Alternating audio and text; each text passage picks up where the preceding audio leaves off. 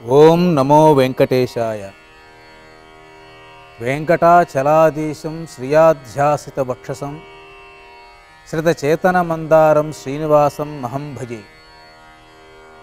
7 కొండలపై వేంచేసి ఉన్న వెంకటేశ్వర స్వామివారు సకల భక్త హృదయాలలో నెలకొని భక్తులకందరికీ ఆయురారోగ్య ఐశ్వర్యాలను ప్రసాదించే ఈ శుభ సమయంలో దివ్యక్షేత్రమైన తిరుమలలో ప్రత్యక్ష నారాయణ స్వరూపుడైన వెంకటేశ్వర స్వామి వారికి అనేక సేవలు భక్తి ప్రపూర్వకంగా నిర్వహించబడుతూ ఉంటాయి.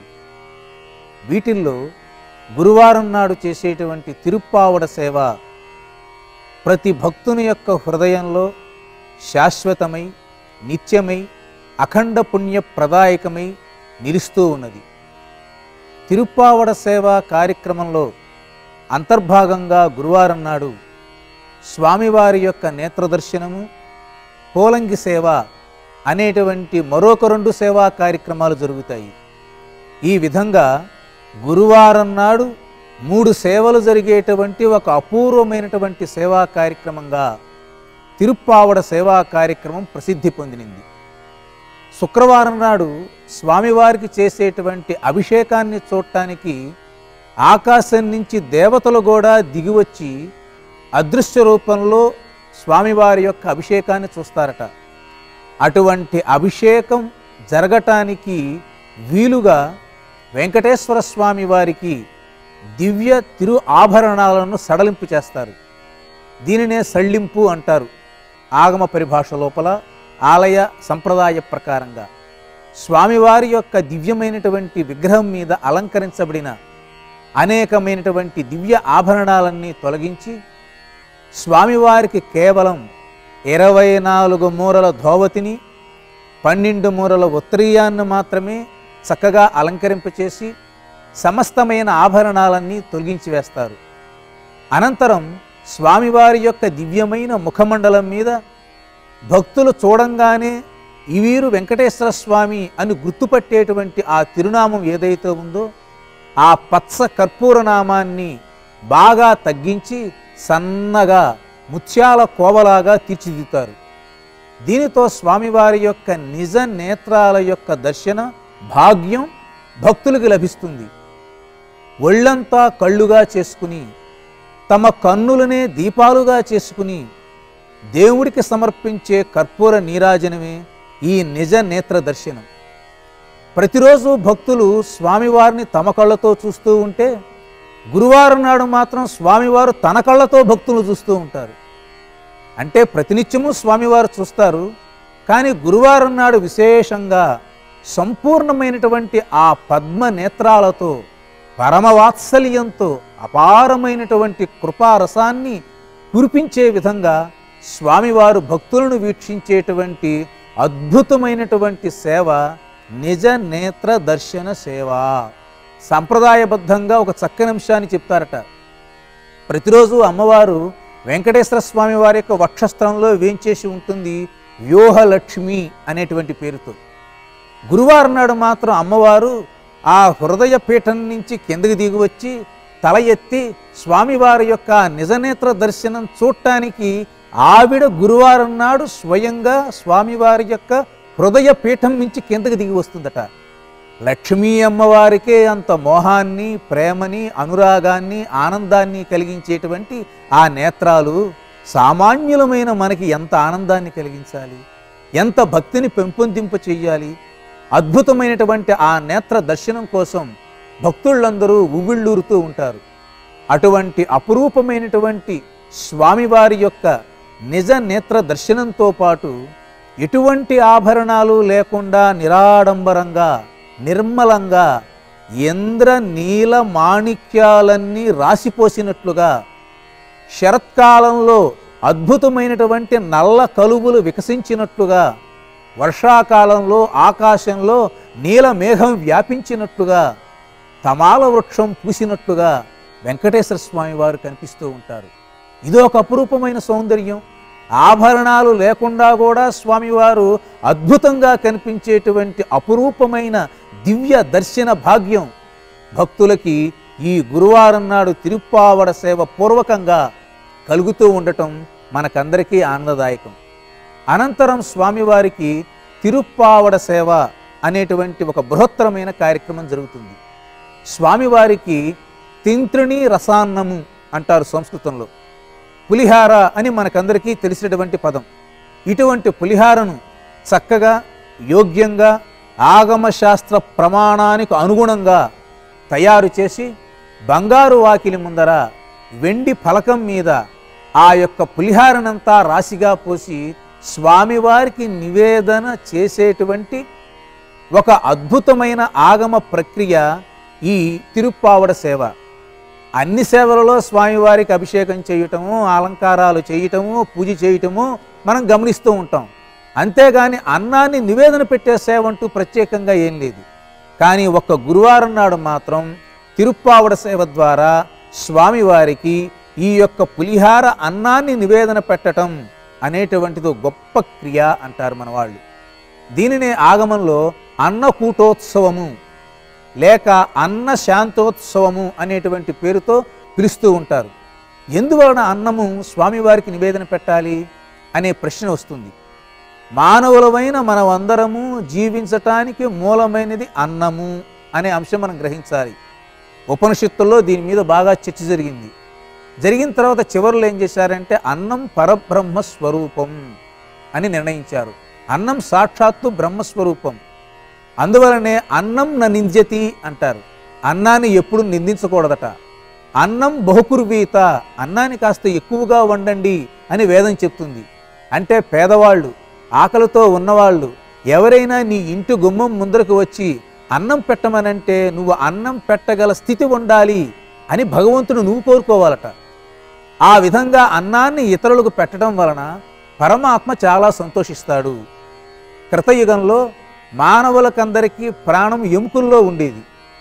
అదే త్రేతాయుగంలో మానవులకందరికీ ప్రాణం మాంసంలో ఉండేది. అదే ద్వాపర యుగంలో మానవులకందరికీ ప్రాణం చర్మంలో ఉండేది. మరి కలియుగంలో మన ప్రాణం ఎక్కడ ఉంది అంటే అన్నగతాహ, అన్నంలో ఉంది. మనం గనక అన్నం సరిగ్గా తినకపోతే, అన్నమే కాదు ఏ ఆహార పదార్థాలన్నా సరిగ్గా స్వీకరించకపోతే మనం మరణిస్తాం. కాబట్టి కలియుగంలో అన్నగతాహ ప్రాణాహ అని శాస్త్రం చెప్పింది.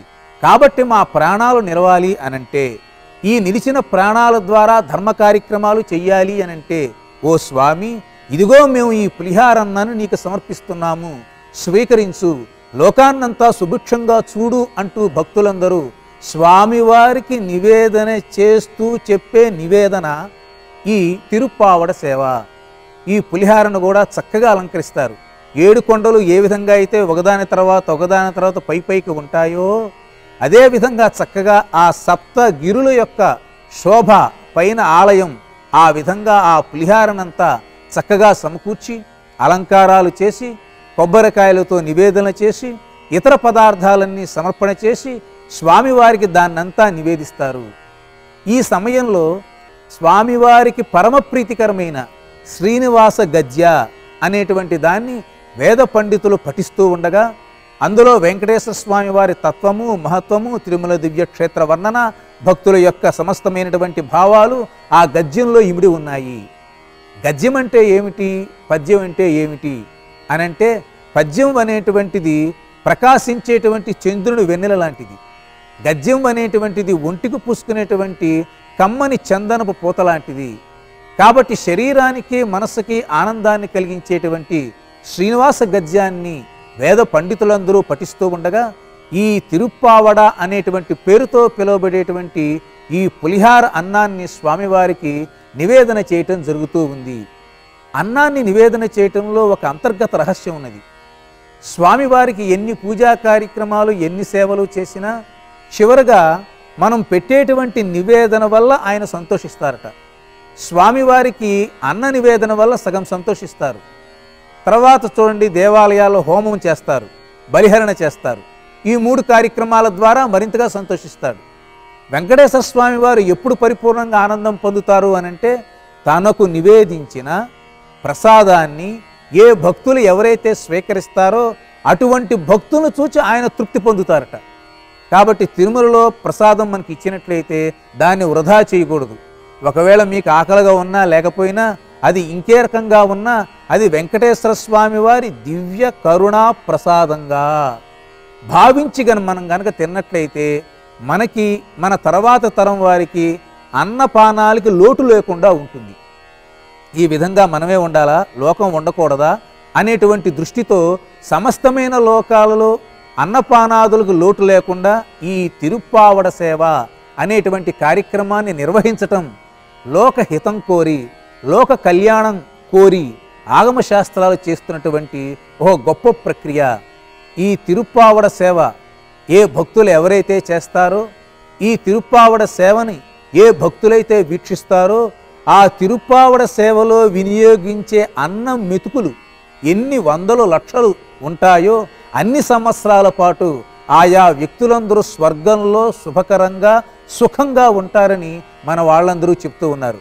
కాబట్టి పరమాత్మ యొక్క అనుగ్రహాన్ని పొందేటువంటి ఒక చక్కనైన మార్గం, సులభ మార్గం, దివ్యమైన మార్గం ఈ తిరుప్పావడ సేవ. దీనితో పాటు స్వామివారికి ఈ గురువారం నాడు విశేషంగా అనేక ప్రసాదాలు నివేదన చేస్తారు. ముద్గాన్నము, దద్దోజనం అంటే పెరుగన్నం, గుడాన్నం అంటే చక్కెర పొంగలి, ఈ రకమైనటువంటి అన్నాలతో పాటు పెద్దలడ్డు, పెద్ద వడ, తేనెలుకులు, అపూపాలు, భక్ష్యాలు, భోక్ష్యాలు, ఇలా ఎన్నెన్నో స్వామివారికి ఈరోజు నివేదన చేసి, ఓ స్వామి, ఈరోజు నువ్వు నిజనేత్రాలతో సమస్తమైన భక్తులందరినీ అనుగ్రహిస్తున్నావు, ఇదిగో స్వీకరించు నాయనా అంటూ ఆ స్వామివారికి ఇన్ని వివిధమైనటువంటి పదార్థాలు నివేదన చేసి భక్తులు సంతోషిస్తారు. భక్తులు సంతోషం చూస్తే స్వామివారు కూడా ఎంతగానో సంతోషిస్తాడు. ఆయన 7 కొండల్లో ఉంటారా, వైకుంఠంలో ఉంటారా, వివిధమైన దేవాలయాల్లో ఉంటారా స్వామివారు అనంటే, ఎప్పుడూ తనను మనస్సులో తలుచుకునే ఏ భక్తుడు ఎవరైతే ఉంటారో ఆ భక్తుల హృదయాలలోనే స్వామివారు నెలకొని ఉంటాడట. అందువలనే మీరు చూడండి, వెంకటేశ్వర స్వామి వారిని ఒకసారి చూస్తారు, కానీ మీరు ఇంట్లో ఉన్నా, బయట ఉన్నా, ఉద్యోగాలు చేస్తున్నా, ప్రయాణం చేస్తున్నా ఆయన యొక్క రూపమే మనస్సులో మెదులుతూ ఉంటుంది. అలా మెదిలేటువంటి భావన ఏ వ్యక్తికి అయితే ఉంటుందో అదిగో ఆ వ్యక్తి నిజమైన భక్తుడు. అటువంటి భక్తిభావాన్ని పెంపొందింపచేసే అపురూపమైనటువంటి తిరుప్పావడ సేవను వీక్షించిన భక్తులకి వెంకటేశ్వర స్వామి వారి యొక్క సంపూర్ణమైన అనుగ్రహం లభిస్తుంది. ఈ గురువారం నాడు తిరుప్పావడ సేవలో జరిగేటువంటి మరొక సేవ పోలంగి సేవ. ఇదొక కమనీయమైనటువంటి సేవ, రమణీయమైనటువంటి సేవ. సుగంధ పుష్పమాలికలతో స్వామివారు వెలుగులతో వెరదిల్లేటువంటి అపూర్వమైన సేవ పోలంగి సేవ. అంటే మరుసటి రోజు శుక్రవారం నాడు జరిగేటువంటి అభిషేకం కోసం స్వామివారి యొక్క ఆభరణాలన్నీ తొలగిస్తారు. కాసేపు ఆ యొక్క దర్శనం భక్తులకు లభిస్తుంది. అనంతరం వివిధములైనటువంటి పుష్ప సుగంధ భరితమై ఉండేటువంటి పుష్పమాలికలతో స్వామివారిని ఆపాదమస్తకం అలంకరిస్తారు. ఇది కూడా చూడటం పూర్వజన్మల సుకృతమే, అందులో సందేహం లేదు. అన్నమయ్య ఒక మాట అంటాడు, కొండ ఎక్కుట దిగుట కొరక అంటాడు. మనం కొండ ఎందుకు ఎక్కాము? దిగడం కోసమా? ఎవరైనా దిగాల్సిందే. కానీ అట్లా కాదట. ఆ కొండల్లో నిలిచి ఉన్న కోనేటిరాయుని యొక్క అపూర్వమైనటువంటి భక్త వాత్సల్యాన్ని పొంది ఆ సేవలు చూచి జీవితాన్ని దర్శనం చేసుకోవాలి, జీవితాన్ని సుధర్మం చేసుకోవాలి, చరితార్థం చేసుకోవాలి. కాబట్టి కొండల కోనేటిరాయునికి చేసేటువంటి అపురూపమైన సేవలలో గురువారం నాడు చేసేటువంటి పోలంగి సేవ చాలా విశేషమైనది. రెండవది, తిరుమలకి పుష్పమండపము అని పేరు. కొన్ని దేవాలయాలకి జ్ఞానమండపం, త్యాగమండపం, భోగమండపం అనే పేర్లు ఉన్నాయి, కంచి, శ్రీరంగము ఇలాంటి వాటికి. కానీ తిరుమలకు మాత్రము పుష్ప మండపము అని పేరు. ప్రపంచంలో పుష్పాలు వాడేటువంటి మొట్టమొదటి ఏకైక దేవాలయం ఏదన్నా ఉంది అని అంటే అది ఒక్క తిరుమల దివ్యక్షేత్రమే. అటువంటి తిరుమల దివ్యక్షేత్రంలో స్వామివారికి కొండ మీద ఉండేటువంటి పూలన్నీ స్వామివారివి, మనకి సంబంధం లేదు. తిరుమలలో ఒక సంప్రదాయం ఏమిటంటే ఆడవాళ్ళు ఎవ్వరూ తలలో పూలు పెట్టుకోకూడదని సంప్రదాయం. అంటే కొనుక్కున్న పూలు అది కాదు, తిరుమలలో పూచి, తిరుమలలో పెరిగినటువంటి పూలు ఏవైతే ఉంటాయో అవన్నీ స్వామివారికే తప్ప మానవ మాతృలమైన మనం వాడకూడదు. అందువల్లనే తిరుమలలో స్వామివారికి సమర్పించిన పూలన్నీ ఏం చేస్తారు, తర్వాత నిర్మాల్యం దూరంగా తీసుకెళ్ళి ఆ కొండలోయల అవతల వాటిని ఒక చోట వదిలివేయటం జరుగుతుంది. కాబట్టి తిరుమలలో స్వామివారి ప్రసాదంగా ఆ గర్భగుడిలో ఉండేటువంటి పూలమాలలు కానీ తులసి దళాలు కానీ అట్లా ఇవ్వటం అనేటువంటిది సంప్రదాయం కాదు. కాబట్టే తిరుమలని పుష్పమండపం అన్నారు.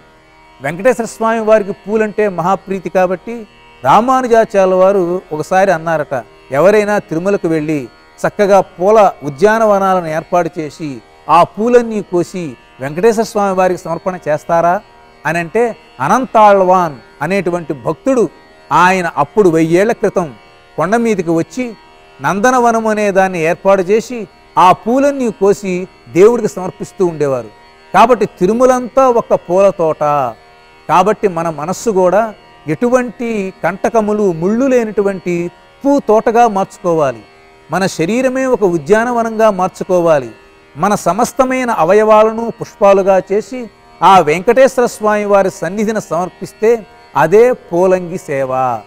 అంగి అంటే దేహంలో ఉండేటువంటి భాగాలు, పూలతో ఆ భాగాలన్నీ అలంకరిస్తారు కాబట్టి పూలంగి సేవ అనేటువంటి పేరుతో దీన్ని పిలుస్తూ ఉంటారు. పూర్వజన్మలో మహర్షులందరూ కోరుకుంటారట. కులశేఖరాళ్ళ వారు కూడా ఒక చక్కని మాట అన్నారు, స్వామి నన్ను కొండ మీద ప్రవహించేటువంటి ఒక సెలయేరుగా పుట్టించు, లేకపోతే ఆ నీళ్ళల్లో ఉండేటువంటి చేపగా పుట్టించు, ఒక చెట్టుగా పుట్టించు, ఒక పెట్టగా పుట్టించు, ఒక జంతు జన్మ ఇవ్వు అని కులశేఖరాళ్ళ వారు లాంటి మహాభక్తుడే కోరుకున్నాడట. ఏదో రకంగా మానవ జన్మ లేకపోయినా సరే ఏదో ఒక జన్మలో నిన్ను సేవించే భాగ్యాన్ని ప్రసాదించు అని. కానీ ఎండాకాలం అయితే సెలయేర్లు ఉండవుగా, పిట్టలను ఎవరైనా కొట్టివేయచ్చు కదా, చేపలను ఎవరైనా తినివేయచ్చు కదా, చెట్లను ఎవరైనా కొట్టేయచ్చు కదా. కాబట్టి స్వామి నాకు అవేమీ వద్దు, నీ గడప దగ్గర రాయిగా పుట్టించు. ఆ గడప దగ్గర రాయి ఏమవుతుంది, ఎవరు పీకరిక. ఆ గర్భగుడి దగ్గర ఉండేటువంటి ఆ రాయి రూపంలో నేను ఉండి స్వామి నీ దివ్యమైనటువంటి ముఖారవిందాన్ని చూస్తూ నా జీవితాన్ని ధన్యం చేసుకుంటాను అన్నారు. కాబట్టే స్వామివారి గర్భగుడి ముందర ఉండేటువంటి గడపకి కులశేఖరప్పడి అని పేరు. కాబట్టి సమస్తమైన భక్తులు ఈ విందా కోరుకుంటూ ఉంటారు. అందువల్లనే తిరుమలలో ప్రతి పువ్వు కూడా పూర్వకాలంలో ఒక మహాభక్తుడు, ఒక మహర్షి, ఒక మహతాత్ముడు, ఒక మహనీయుడు, ఒక సిద్ధపురుషుడు, వాళ్ళందరూ తమ జీవితాల్ని ధన్యం చేసుకోవటానికి పువ్వులుగా జన్మించారు అని మనకి పురాణాలు చెప్తూ ఉన్నాయి. కాబట్టి మనం కూడా ఒక పువ్వుగా మారి వెంకటేశ్వర స్వామి వారి పూలంగ సేవలో భాగస్వామ్యం పొంది స్వామివారి యొక్క దివ్యమైనటువంటి అనుగ్రహాన్ని పొందేటువంటి అవకాశం ఈ పూలంగ సేవ ద్వారా లభిస్తుంది. చివరగా వెంకటేశ్వర స్వామి వారికి పరమ ప్రీతికరమైనటువంటి వస్తువుల్లో మొట్టమొదటిది పుష్పము అన్నారు. ఏమండి, గంధము, అగరవత్తులు, దీపాలు, ధూపాలు, ప్రసాదాలు, ఆభరణాలు, అద్భుతమైనటువంటి వాహనాలు, గోపురాలు, మండపాలు ఇన్ని ఉండగా ఒక రోజు మాత్రమే ఉండి వాడిపోయి తర్వాత పారవేసే పూలంటే వెంకటేశ్వర స్వామి వారికి ఎందుకండి ఇంత ఇష్టము అనంటే అక్కడే ఉంది ఆగమ రహస్యం. లక్ష్మీదేవి యొక్క ప్రథమ స్థానం పుష్పం అన్నారు. లక్ష్మీదేవి ఎక్కడ ఉంటుందయ్యా? మొట్టమొదట ఆవిడ సాక్షాత్తు స్వామివారికి హృదయ పద్మం మీద ఉంటుంది, అది నిత్యము.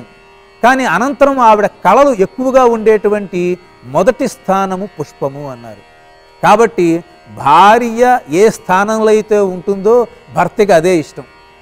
కాబట్టి సమస్తమైన జగత్తుకు మాతా పితరులైనటువంటి ఆ వెంకటేశ్వర స్వామి వారి విగ్రహ రూపంలో నిలిచి ఉంటే, అమ్మవారు పుష్పంలో ఉంటే ఆ పుష్పాన్ని తీసుకుని స్వామివారి దగ్గర ఇవ్వటం అంటే ఎంత గొప్ప లలిత మర్యాద, ఎంత గొప్ప సంస్కారము, ఎంత ఆగమ రహస్యము.